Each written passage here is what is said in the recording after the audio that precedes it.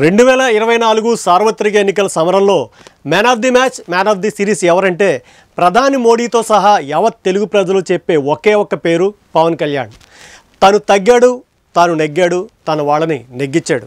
21 స్థానాలతో 100% strike రేట్తో జనసేనకే కాదు కూటమి విజయాన్ని కూడా రహదారి వేశాడు జనసేనాని. అలాంటి పవర్ స్టార్ పవర్ వ్యూహంపై స్పెషల్ స్టోరీ ఈరోజు D5లో చూద్దాం. So welcome to D5 special story.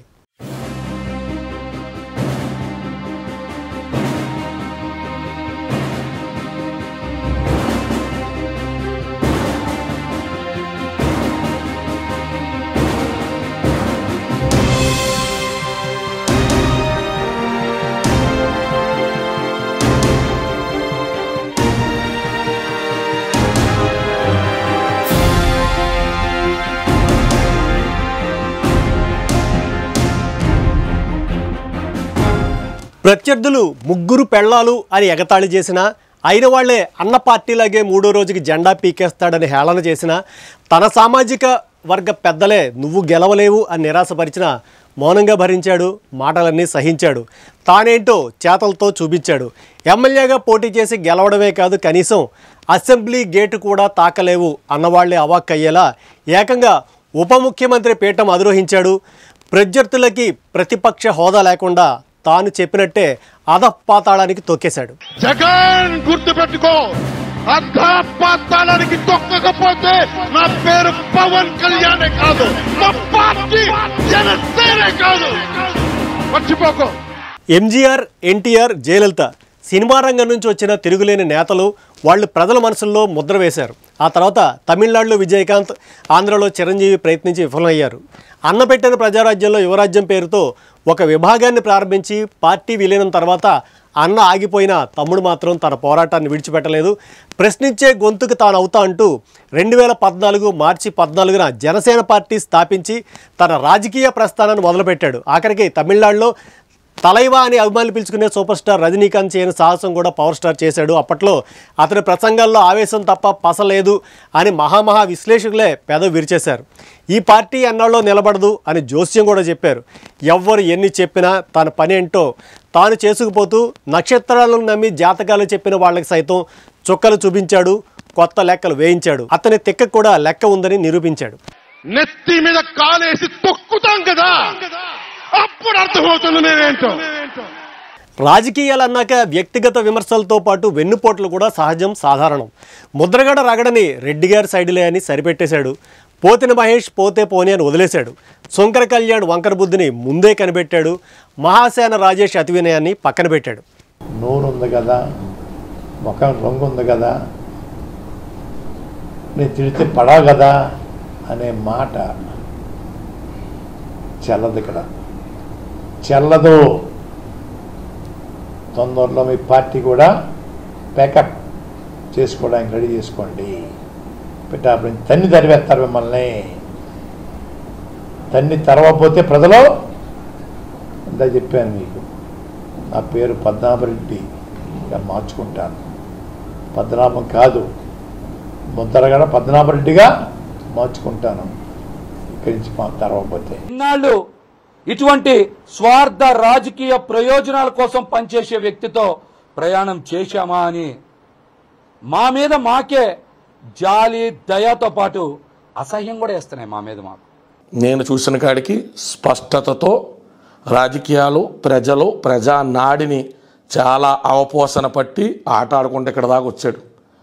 Jaganmohan Reddy అనేటువంటి వ్యక్తిని కొట్టాలి అంటే జగన్మోహన్ రెడ్డి అంతే ప్రజల్లో కసరత్తు చేసినటువంటి వ్యక్తి అయి ఉండాలి. చెప్పండి మీరు, అంటే పొత్తు చాలా అద్భుతంగా ఉంది, పొత్తు చాలా భయంకరంగా ఉంది, యునానిమస్గా కూడా వీళ్ళిద్దరూ కలిసి గవర్నమెంట్ స్థాపిస్తారు, లేకపోతే వీళ్ళు వస్తారు, ఇలాంటి నేను చెప్పిన ఎబ్బెట్టుగా ఉంటుంది. మీరు ఎవరితో చెప్పించుకోండి, తప్పే ఉంది అందులో. మా గ్రూపులు అన్నింటిలో కూడా మేము అన్నా నువ్వు చెప్పినా కూడా ఇప్పటిదాకా నువ్వు చెప్పావు కాబట్టి మేము కూటమి కోటేద్దాం అనుకున్నాం. ఇప్పుడు నువ్వు చెప్పినా సరే మేము మాత్రం జనసేన పార్టీ పోటీ చేసే దగ్గర మేము ఓట్లు వేయము. జనసేన పార్టీ ఎన్ని నియోజకవర్గాలు అయితే పోటీ చేస్తుందో అన్ని నియోజకవర్గాలు మేము అవసరమైతే వైసీపీకి వేసుకుంటాం తప్ప పవన్ కళ్యాణ్ గారికి వెయ్యమని కరాఖండికి చెప్పేశారు మా వాళ్ళు.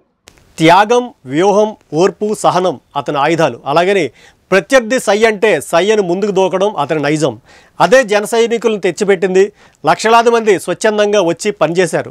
తమ సేనాని ఈసారైనా గెలవాలని రాత్రి పగలు శ్రమించారు. చివరికి సాధించారు. డబ్బులు పంచినా, బెదిరించినా, ప్రలోభాలు చూపించినా జనం మాత్రం ఈసారి జనసేనానికే పట్టం కట్టారు. మొదట్లో పవన్ నిర్ణయాలు ఎవరికీ అంతుపట్టలేదు. అతను తీసుకున్న ప్రతి నిర్ణయం వెనుక అంతరార్థం తెలియడానికి కొన్ని నెలలు, సంవత్సరాలు పడుతుందని తెలిసి మౌనం వహించాడు. ఫలితాలు తెలిసాక అందరూ ముక్కును వేలేసుకున్నారు. ఈ రోజున మేము అందరి ఓట్లు కొంటారని డబ్బులు ఇస్తున్నారు. మీరు డబ్బులు తీసుకుంటారా? డబ్బులు తీసుకు నేను ఇంకో మాట చెప్తా, తప్పు లేదు, డబ్బులు తీసుకోండి అన్న. వాళ్ళు మన డబ్బు అది, మన రక్తాల్ని పిండి పీల్చి పిప్పి చేసిన డబ్బు అది. కుటుంబానికి 1,00,000 రూపాయలు ఇచ్చినా తీసుకోండి, ఓటుకి 5,000 ఇచ్చినా తీసుకోండి వైసీపీ వాళ్ళు. కానీ ఓటు జనసేన గాజు గ్లాసుకే. 2014లో మద్దతిచ్చినా అది తెలుగుదేశం ఖాతాలోకి వెళ్ళిపోయింది.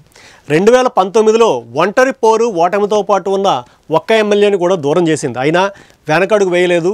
ఉప్పు నిప్పులో ఉన్న తెలుగుదేశం, బీజేపీని ఒక తాటి మీదకి తెచ్చి ప్రభుత్వ వ్యతిరేక ఓటు అనే నినాదంతో కూటమితో జతగట్టాడు.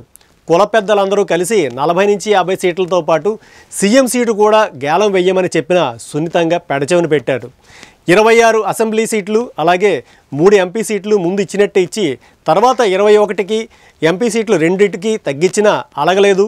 కూటమిని విడిచి వెళ్తాను బెదిరించలేదు. తన ప్రయోజనం కన్నా ప్రజా సంక్షేమం ముఖ్యమని ఇచ్చిన సీట్లతో సర్దుకున్నాడు. చివరికి కేంద్రంలో బీజేపీకి కూడా సహాయం అందించే స్థాయికి విజయాన్ని చేరవేశాడు. అందుకే ప్రధాని కూడా అతను పవన్ కాదు తుఫాన్ అని సంబోధించారు.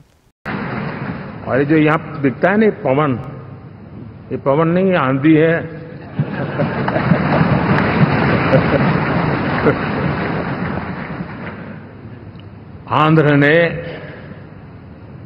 इतना बड़ा हमारे प्रति जनमत दिया है। हिंदुस्तान के लिए एक सामान्य मानवी की विकास की जो जिजीविषा है उसका प्रतिबिंब है. తను చేసిన విమర్శలకి ప్రతీకారంగా ఇండస్ట్రీ మొత్తాన్ని తాడేపల్లికి నడిపించి అన్నయ్య చేతులు జోడించి అడిగినా కూడా కనికరం లేకుండా అవమానించిన చోటే తానే ప్రభుత్వ ప్రతినిధి అయ్యి నిలిచాడు. చంద్రబాబుని జైల్లో ఉంచినప్పుడు ధైర్యం సన్నగిల్లిన తెలుగు తమ్ముళ్ల గుండెల్లో తన రాకతో ధైర్యం నింపి బహిరంగంగా మద్దతు తెలిపి సంక్షోభంలో ఉన్న తెలుగుదేశానికి ప్రాణం పోశాడు. దరిమిలా ప్రత్యర్థుల అంతం చూశాడు. ఎలా తగ్గాలో, ఎక్కడ నెగ్గాలో చేతల్లో చూపించాడు. చెప్పిన సిద్ధాంతాలను తూచా తప్పకుండా ఆచరించాడు. తనను నమ్మిన నాయకులని కాపుకాశాడు. తనను అభిమానించిన ప్రజలకి నాయకుడయ్యాడు.